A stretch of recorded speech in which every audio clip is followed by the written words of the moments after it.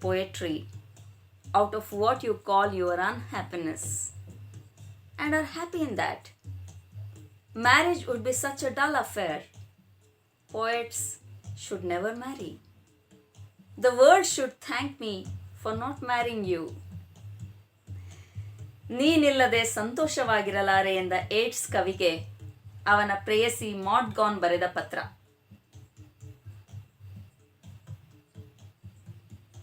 ನೋಯುವ ಪರಿಯನು ನೊಂದವರರಿವರು,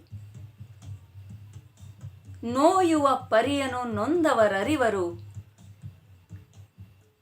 ನೋಯದೇ ನೋಯುವ ಬಗೆಯುಂಟೆ, ನೋಯದೇ ನೋಯುವ ಬಗೆಯುಂಟೆ.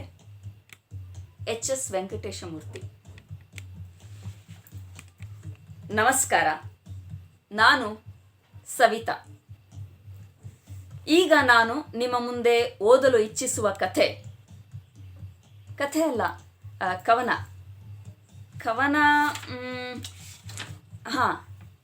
ಇದರ ಲಯ ಕವಿತೆಯದ್ದು, ತೀವ್ರತೆ ಕವನದ್ದು. ಕಥೆ ಇರಬಹುದು, ನೋಡೋಣ. ಅಂದಹಾಗೆ ಇದರ ಹೆಸರು ಎಲ್. ಬರೆದವರು ಜೋಗಿ. ಇವರ ಕಾವ್ಯನಾಮ. ಹೆಸರು ಗಿರೀಶ್ ಹತ್ವಾರ್.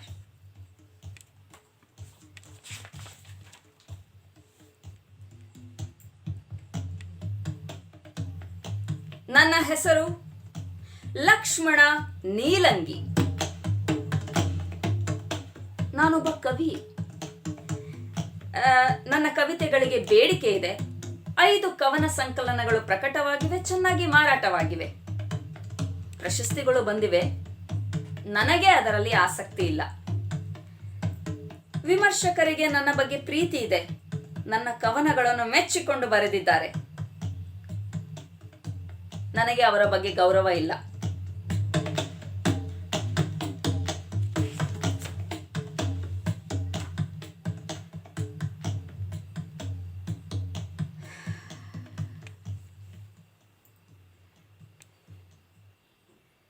ನಿನ್ನೆ ನನ್ನ ನಾಯಿ ಸತ್ತು ಹೋಯಿತು.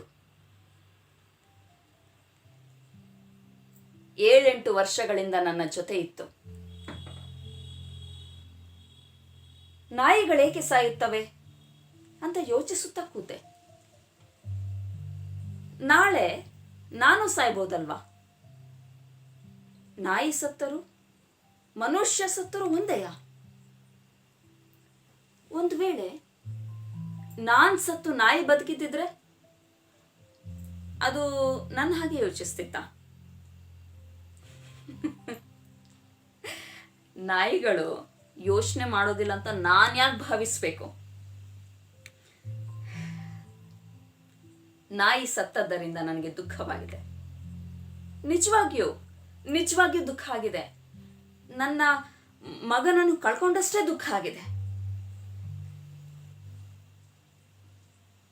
ನನಗೆ ಮಕ್ಕಳಿಲ್ಲ.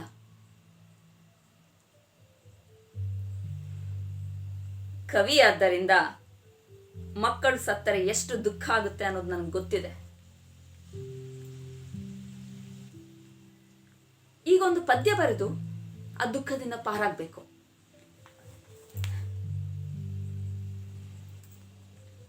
ಬರೆದರೆ ಪಾರಾಗುತ್ತೇನಾ ಅಥವಾ ಆ ನೋವು ಇನ್ನ ಗಾಢ ಆಗುತ್ತಾ? ನಾಯಿಯನ್ನು ನನ್ನ ಕವಿತೆಯೊಳಗೆ ಹೂಳುವುದು ನನಗಿಷ್ಟ ಇಲ್ಲ. ಆದ್ರೆ ಬರೆಯದೆ ಇರಲಿಕ್ಕೂ ಆಗ್ತಿಲ್ಲ.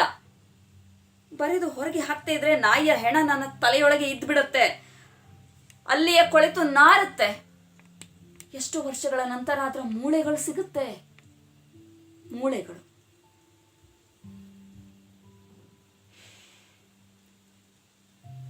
ನಾಯಿಯ ಕುರಿತು ಬರೆದ್ರೆ ವಿಮರ್ಶಕರು ಏನನ್ಬಹುದು? ಅವ್ರೇನಾದ್ರೂ ಅನ್ಕೊಳ್ಳಿ, ನಾನು ಅದಕ್ಕೆಲ್ಲ ಸೊಪ್ಪು ಹಾಕೋನೇ ಅಲ್ಲ. ಮೆಚ್ಕೊಳ್ತಾರೆ ಅಂತ ಗೊತ್ತಿದೆ. ಲಕ್ಷ್ಮಣ ಸೂಕ್ಷ್ಮ ಮನಸ್ಸಿನ ಕವಿ. ಸಾಕು ನಾಯಿ ಸತ್ತಾಗ ಅದರ ಮೇಲೊಂದು ಪದ್ಯ ಬರೆದಿದ್ರು. ಕನ್ನಡ ಸಾಹಿತ್ಯದಲ್ಲೇ ನಾಯಿಯ ಸಾವಿನ ಕುರಿತಾಗಿ ಬಂದ ಮೊದಲ ಪದ್ಯ ಇದು ಎಂದೆಲ್ಲ ಬರೆದ್ರು. ಅವರು ಹಾಗೆಲ್ಲ ಬರೆದಾಗ ನಾಯಿ ತಾನಾಗೇ ಸಾಯ್ತೋ ಅಥವಾ ಅವರೇ ಸಾಯಿಸಿದ್ರು ಅಂತ ಅನುಮಾನ ಆಗುತ್ತೆ. ಅವರು ಸತ್ತ ನಾಯಿಯನ್ನು ಕೊಲ್ಲಬಲ್ಲರು. ನನಗೆ ಅವರ ಬಗ್ಗೆ ಗೌರವ ಇಲ್ಲ.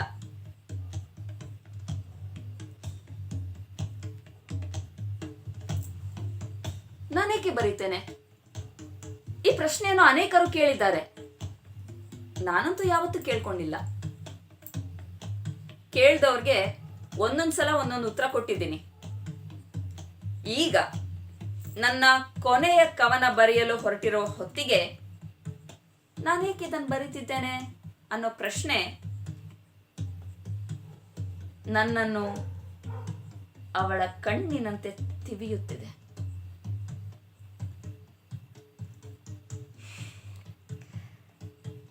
ಅವಳಿಗೋಸ್ಕರ ಬರೀತಿದ್ದೆ ಅಂತ ಹೇಳಲಾರೆ. ಅವಳಿಗೆ ನನ್ನ ಕವಿತೆಗಳು ಇಷ್ಟ ಆಗ್ತಿದ್ವು ನಿಜ. ಆದರೆ ಯಾರಿಗೂ ಇಷ್ಟ ಆಗುತ್ತೆ ಅಂತ ಕವಿ ಬರೆಯೋದಿಲ್ಲ. ಅಲ್ಲದೆ ಅವಳಿಗೆ ಕವಿತೆ ಓದದೆಯೂ ಸುಖವಾಗಿರೋಕೆ ಗೊತ್ತಿತ್ತು. ನನಗೆ ಗೊತ್ತಿರಲಿಲ್ಲ. ಖ್ಯಾತಿಗೋಸ್ಕರ ಬರೀತಾನೆ ಅಂತ ನನ್ನ ಹಿತಶತ್ರುಗಳು ಹೇಳ್ತಾರೆ. ಅದೂ ನಿಜವಲ್ಲ. ನನಗೆ ಖ್ಯಾತಿ ಬೇಕಿಲ್ಲ. ಕವಿತೆ ಬರೆದಿದ್ದರಿಂದ ಖ್ಯಾತಿಗಿಂತ ಅಪಖ್ಯಾತಿಯೇ ಹೆಚ್ಚು ಸಿಕ್ಕಿದೆ. ಅರ್ಥ ಆಗದಂತೆ ಬರೆಯುತ್ತಾನೆ ಅಂತ ಅನೇಕ ಓದುಗರು ದೂರಿದ್ದಾರೆ. ಕನ್ನಡದ ದೊಡ್ಡ ಕವಿಗಳನ್ನು ಅನುಕರಿಸುತ್ತಾನೆ ಅಂತಲೂ ಅನೇಕರು ಆಪಾದಿಸಿದ್ದಾರೆ. ನಾನು 3-4 ತಿಂಗಳು ಒಂದೇ ಒಂದು ಕವಿತೆಯನ್ನು ಬರೆಯದೇ ಇದ್ದಾಗ ಯಾರು ಕೂಡ ಯಾಕೆ ಬರಿತಿಲ್ಲ ನೀನು ಅಂತ ಕೇಳಿಲ್ಲ. ಕವಿಗೋಷ್ಠಿಗಳಲ್ಲಿ ನಾನು ಯಾವತ್ತೂ ಭಾಗವಹಿಸಿಲ್ಲ. ನನಗದು ಇಷ್ಟವೂ ಇಲ್ಲ. ನಾನು ಬರೆದ ಕವಿತೆಗಳಲ್ಲಿ 3/4 ಭಾಗ ಎಲ್ಲೂ ಅಚ್ಚಾಗಿಲ್ಲ. ನಾನು ಯಾವ ಪತ್ರಿಕೆಗೂ ಕವಿತೆ ಕಳಿಸಲೂ ಇಲ್ಲ. ಹಣಕ್ಕೋಸ್ಕರ ಬರೀತಾನೆ ಕವಿ ಅಂತ ಯಾರೋ ಹೇಳಿದ್ದಾರಂತೆ. ನನ್ನ ಕವನ ಸಂಕಲನ ಪ್ರಿಂಟ್ ಆದಾಗ ಪ್ರಕಾಶಕರು ನನಗೆ 100 ಪ್ರತಿಗಳನ್ನು ಕೊಟ್ಟಿದ್ರು. ಅದನ್ನೇನು ಮಾಡಬೇಕು ಅಂತ ಗೊತ್ತಾಗದೆ ನನ್ನ ಮನೆಯಲ್ಲೇ ಇಟ್ಟಿದ್ದೆ. ಒಂದಿನ ಅವನ್ನೆಲ್ಲ ಸೇರಿಸಿ ಹಳೆಯ ಪತ್ರಿಕೆಗಳ ಜೊತೆಗೆ ರದ್ದಿಗೆ ಹಾಕ್ತೆ. ಕವನ ಸಂಕಲನದಿಂದ ನಾನು ನೋಡಿದ ಮೊದಲ ದುಡ್ಡೆಂದರೆ ಅದೇ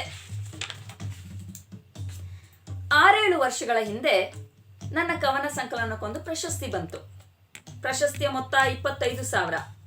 ಆ ಪ್ರಶಸ್ತಿ ಸ್ವೀಕಾರ ಮಾಡಲು ನಾನು ಹೋಗಿರಲಿಲ್ಲ. ಅದಾಗಿ ಎಷ್ಟೋ ದಿನಗಳ ನಂತರ ಆ ಪ್ರಶಸ್ತಿ ಫಲಕವನ್ನು 25,000 ಚೆಕ್ಕನ್ನು ಸಮಿತಿಯವರು ಮನೆಗೆ ತಂದುಕೊಟ್ರು.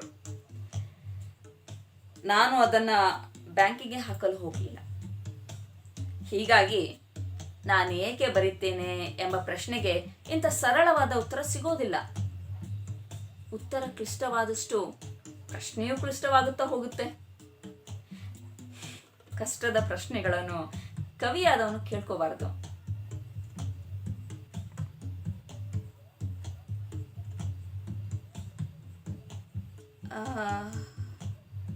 ಒಂದು ರಾತ್ರಿ ಕನಸು ಬಿತ್ತು. ಆ ಕನಸಿನಲ್ಲಿ ನಾನೊಂದು ಕವಿತೆ ಬರ್ತಿದ್ದೆ. ಅದನ್ನು ನಾನು ಓದ್ತಿದ್ದೆ. ನನ್ನ ಮುಂದೆ ಯಾರೂ ಇರಲಿಲ್ಲ.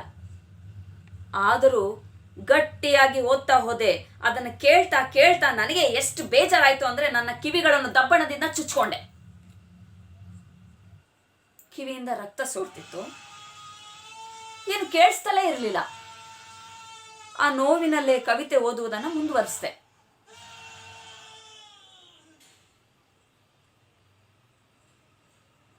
ಕಿವುಡಾಗಿದ್ರು ನಾನು ಓದ್ತಿದ್ದಿದ್ದು ನನ್ಗೆ ಕೇಳಿಸ್ತಿತ್ತು.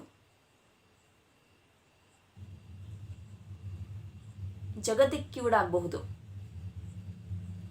ಜಗತ್ತಿಗೆ ಕಿವುಡಾಗಬಹುದು. ನನಗೆ ನಾನೇ ಕಿವುಡಾಗುವುದು ಹೇಗೆಂದು ಕೊನೆಗೆ ಗೊತ್ತಾಗಲೇ ಇಲ್ಲ. ಈಗಲೂ ಅಷ್ಟೆ. ಈಗಲೂ ಅಷ್ಟೆ. ಆಗಾಗ ನನ್ನ ಕಿವಿಗೆ ನಾನು ಬರೆಯದ ನನ್ನದೇ ಕವಿತೆಗಳು ಕೇಳಿಸ್ತಿರ್ತವೆ. ಅವನ್ನು ಹಾಗೆ ಬರ್ಕೊಂಡ್ರೆ ಸಾಕು. ಬರ್ಕೊಂಡು ಮಾಡೋದಾದ್ರೂ ಏನು, ಬೇರೆಯವರ ಮುಂದೆ ಓದಬಹುದೇನೋ. ಆದ್ರೆ ಬೇರೆಯವರಿಗೆ ನನ್ನ ಕವಿತೆಗಳು ಕೇಳಿಸ್ತವೆಯೇ? ಪ್ರತಿಯೊಬ್ಬರ ಕಿವಿಗೂ ಕೇಳುವುದು ಅವರವರ ಕವಿತೆಯೇ ಅಂತ ನಾನು ನಂಬಿಟ್ಟಿದ್ದೇನೆ. ನನಗೂ ಅಷ್ಟೆ, ಬೇರೆಯವರ ಕತೆ ಕೇಳಿಸುವುದೇ ಇಲ್ಲ. ಒಮ್ಮೆ ತರುಣ ಓದುಗನೊಬ್ಬ ನನ್ನನ್ನು ಹುಡ್ಕೊಂಡು ಬಂದ್ಬಿಟ್ಟಿದ್ದ. ಅವನ ಕೈಯಲ್ಲಿ ನನ್ನ ಕವನ ಸಂಕಲನ ಇತ್ತು. ಇದರಲ್ಲಿರುವ ಒಂದಷ್ಟು ಕವಿತೆಗಳನ್ನು ನೀವು ಓದಬೇಕು, ಅದನ್ನು ನಾನು ರೆಕಾರ್ಡ್ ಮಾಡ್ಕೊಳ್ತೇನೆ.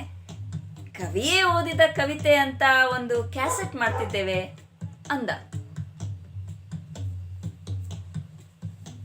ನಾನು ಓದೋದಿಲ್ಲ ಅಂದೆ.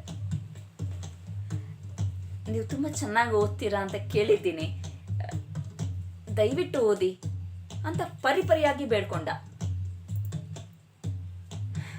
ನಾನು ಓದಲಿಲ್ಲ, ಬೇಜಾರು ಮಾಡ್ಕೊಂಡು ಹೊರಟೋದ. ಅವನು ಹೋದ ಮೇಲೂ ನನಗೇನು ಪಶ್ಚಾತ್ತಾಪ ಆಗಲಿಲ್ಲ. ಕವಿ ತನ್ನದೇ ಕವಿತೆಗಳನ್ನು ಯಾವತ್ತೂ ಓದಬಾರ್ದು. ನಾನು ಬರೆದದ್ದನ್ನು ನಾನೇ ಓದುವುದು ಕರ್ಮ, ಬೇರೆಯವರು ಬರೆದದ್ದನ್ನು ಓದುವುದು ಅದಕ್ಕಿಂತ ದೊಡ್ಡ ಪಾಪ ಕರ್ಮ. ನಾನು ಚಿಕ್ಕವನಿದ್ದಾಗ ಅಮ್ಮನ ಮುಂದೆ ನಾನು ಬರೆದ ಕವನಗಳನ್ನು ಓದಿ ಹೇಳ್ತಾ ಇದ್ದೆ. ಅಮ್ಮ ಅದನ್ನು ಕಿವಿಗೊಟ್ಟು ಕೇಳ್ತಿದ್ಲು. ಕ್ರಮೇಣ ನಾನು ಅದನ್ನು ನಿಲ್ಲಿಸ್ಬಿಟ್ಟೆ. ಅಮ್ಮ ಕೇಳಿದ್ರೆ ಏನೂ ಬರ್ದಿಲ್ಲ ಅಂತ ಸುಳ್ಳು ಹೇಳ್ತಾ ಇದ್ದೆ. ಒಂದಿನ ಅಮ್ಮನಿಗೂ ಅಪ್ಪನಿಗೂ ಜಗಳ ಆಯಿತು. ಅಮ್ಮ ಅಳುತ್ತಾ ಬಂದು ನನ್ನ ಮುಂದೆ ಕೂತು ಕವಿತೆ ಓದು ಅಂದ್ಲು. ನಾನು ಬರೆದಿದ್ದ ಹೊಸ ಪದ್ಯಗಳನ್ನು ನನ್ನ ಮುಂದಿಟ್ಲು. ನನಗೆ ಆ ಕ್ಷಣ ಓದಬೇಕು ಅಂತ ಅನ್ನಿಸ್ಲಿಲ್ಲ. ಅಮ್ಮ ಒತ್ತಾಯಿಸಿದ್ಲು, ಬೈದ್ಲು, ಓದು ಅಂತ ರಂಪಾಟ ಮಾಡಿದ್ಲು, ಹುಚ್ಚು ಹಿಡ್ದೋಳಂತ ಆಡತೊಡಗಿದ್ಲು. ಕೊನೆಗೂ ನಾನು ಕವಿತೆ ಓದಲೇಬೇಕಾಯ್ತು. ಅಮ್ಮ ಕಣ್ಣು ಮುಚ್ಕೊಂಡು ಕೇಳಿಸ್ಕೊಳ್ತಿದ್ಲು. ನಾನು ಓದ್ತಾ ಹೋದೆ, ಅಮ್ಮ ಕೇಳ್ತಾನೆ ಓದ್ಲು. ನಾನು ಓದೋದು ನಿಲ್ಲಿಸಿದ್ರೆ ಅಮ್ಮ ಸತ್ತೇ ಹೋಗ್ತಾಳೆ ಅಂತ ಅನಿಸಿ ನಾನು ಒಂದರ ಮೇಲೊಂದು ಕವಿತೆಗಳನ್ನು ಓದ್ತಲೇ ಇದ್ದೆ. ಕವಿತೆಗಳು ಮುಗಿದ್ವು. ಓದಿದ ಕವಿತೆಗಳನ್ನೇ ಮತ್ತೆ ಮತ್ತೆ ಓದ್ದೆ. ಅಮ್ಮನಿಗೆ ಅದು ಗೊತ್ತಾಗ್ತಿತ್ತೋ ಇಲ್ವೋ, ಕಣ್ಣು ಮುಚ್ಚಿ ಕೇಳಿಸ್ಕೊಂತಿದ್ಲು. ಕೊನೆಗೊಮ್ಮೆ ಬೇಸರ ಬಂದು ಓದೋದನ್ನ ನಿಲ್ಲಿಸ್ದೆ. ಅಮ್ಮ ಕಣ್ ತೆರೆದು ನನ್ನನ್ನೇ ದಿಟ್ಟಿಸ್ ನೋಡ್ತಿದ್ಲು.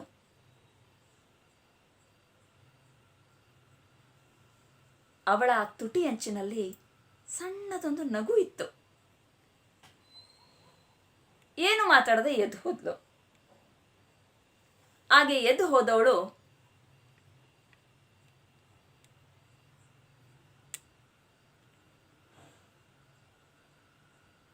ಮತ್ತೆ ಮನೆಗೆ ಬರಲಿಲ್ಲ.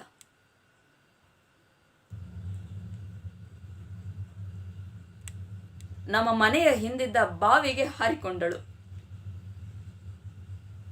ನನಗೆ ನೆನಪಿರುವುದು ಕವಿತೆ ಕೇಳಿಸಿಕೊಂಡ ನಂತರ ಅವಳ ತುಟಿ ಅಂಚಿನಲ್ಲಿ ಕಾಣಿಸಿಕೊಂಡ ಸಣ್ಣ ನಗು ಮಾತ್ರ.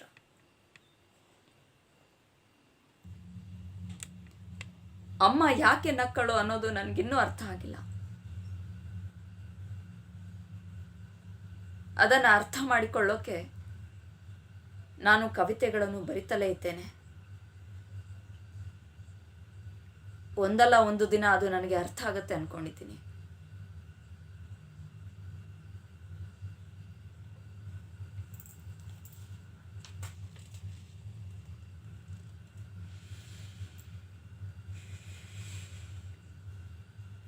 ಇಂಥ ಸಂಕಟದ ಕಥೆಗಳನ್ನು ಕೇಳಿಸ್ಕೊಳ್ಳಲಿಕ್ಕೆ ಈ ಜಗತ್ತಿಗೆ ತುಂಬ ಇಷ್ಟ. ಈ ಲೋಕದ ಲೆಕ್ಕಾಚಾರಗಳು ಅರ್ಥವಾಗುವ ಮೊದಲು ಒಂದು ಸಭೆಯಲ್ಲಿ ಅಮ್ಮನ ಮುಂದೆ ಕವಿತೆ ಓದಿದ ಪ್ರಸಂಗನ ಹೇಳಿದ್ದೆ. ಎಲ್ಲರೂ ಚಪ್ಪಾಳೆ ತಟ್ಟಿದ್ರು. ಇನ್ನಷ್ಟು ಅಂತ ಪ್ರಸಂಗಗಳನ್ನು ಹೇಳಿ ಅಂದಿದ್ರು.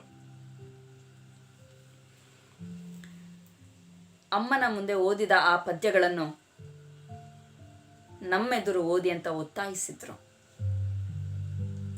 ನಾನು ಓದಲಿಲ್ಲ. ಆ ಪದ್ಯಗಳು ನನ್ನ ಬಳಿ ಇರಲಿಲ್ಲ. ಅಮ್ಮನ ಸಾವು ನೋಡಿದ ದಿನವೇ ನಾನು ಅವುಗಳನ್ನೆಲ್ಲ ಸುಟ್ಟು ಹಾಕಿದ್ದೆ. ಅವುಗಳನ್ನು ಮತ್ತೆ ಮುಟ್ಟುವ ಓದುವ ಧೈರ್ಯ ನನಗಿರಲಿಲ್ಲ. ಸುಟ್ಟು ಹಾಕಬಾರ್ದಾಗಿತ್ತು ಅಂತ ಆಮೇಲೆ ಅನ್ಸ್ಲಿಕ್ಕೆ ಶುರು ಆಯ್ತು. ಅಮ್ಮ ಆ ಕವಿತೆಗಳ ಪೈಕಿ ಯಾವುದನ್ನು ಕೇಳಿ ನಕ್ಕಿರಬಹುದು? ಯಾವುದು ಅವಳನ್ನು ಸಾಯಲು ಪ್ರೇರೇಪಿಸಿರಬಹುದು?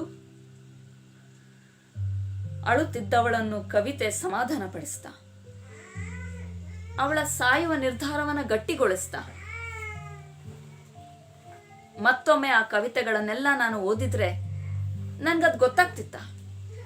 ಅಥವಾ ಆ ಕವಿತೆಗಳನ್ನು ನಾನೇ ಮತ್ತೊಮ್ಮೆ ಓದಿದ್ರೆ ನಾನೂ ಸಾಯುವ ನಿರ್ಧಾರ ತೆಗೆದುಕೊಳ್ತಿದ್ನ? ಕವಿತೆ ಬದುಕಿಸುತ್ತೋ ಕೊಲ್ಲುತ್ತೋ? ಸುಟ್ಟು ಹಾಕಿದ ಕವಿತೆಗಳಲ್ಲಿ ಒಂದನ್ನಾದರೂ ನೆನಪಿಸಿಕೊಳ್ಳಲು ಯತ್ನಿಸಿ ಸೋತಿದ್ದೇನೆ. ಅಪ್ಪ ಅಮ್ಮ ನಿದ್ದೆ ಹೋದ ನಂತರ ಮೈ ಬೆವರುವ ಸೆಕೆಯಲ್ಲಿ ಹಲ್ಲು ಕಚ್ಚಿ ಕೂತು ಬರೆದ ಪದ್ಯಗಳವು. ಏನೇ ಮಾಡಿದ್ರೂ ಒಂದೂ ಸಾಲು ನೆನಪಿಗೆ ಬರ್ತಿಲ್ಲ. ನನ್ನ ಕವಿತೆಗಳಲ್ಲವೇ ಅಲ್ಲ ಅನ್ನುವಷ್ಟರ ಮಟ್ಟಿಗೆ ಅವು ನನ್ನಿಂದ ದೂರ ಸರಿದು ಬಿಟ್ಟಿದ್ವು. ಕವಿತೆ ಸುಟ್ಟ ಮೇಲೆ ಏನು ಉಳಿಯುತ್ತೆ? ಕವಿತೆ ಸುಟ್ಟೆ ಎಂಬ ನೋವು, ಸಂತೋಷ, ಆತ್ಮತೃಪ್ತಿ, ವಿಷಾದ ಮತ್ತು ಹೆಮ್ಮೆ ಇವೆಲ್ಲವೂ ಆಮೇಲೆ ಯೋಚಿಸಿದಾಗ ಹೊಳೆದದ್ದು. ಯೋಚಿಸಿದಾಗ ಏನೆಲ್ಲ ಮನಸ್ಸಿಗೆ ಬರ್ತಾ ಹೋಗುತ್ತೆ, ಅದನ್ನು ನಾವು ನಮ್ಮ ಸ್ಥಿತಿಗೆ ಹೊಂದಿಸ್ತಾ ಹೋಗ್ತೀವಿ. ಕ್ರಮೇಣ ನಮ್ಮಲ್ಲೇ ಹುಟ್ಟಿದ ಭಾವ ಅದು ಅಂತ ನಮಗೆ ಅನಿಸತೊಡಗುತ್ತೆ. ಆರೋಪಿತ ಭಾವಗಳು ನಮ್ಮವೇ ಆಗುವುದು ಹೀಗೆ. ಕವಿ ಅಪಾಯಕಾರಿ, ಕವಿತೆ ಕೂಡ. ನಾನು ಕವಿಯಾಗಬಾರ್ದಾಗಿತ್ತು.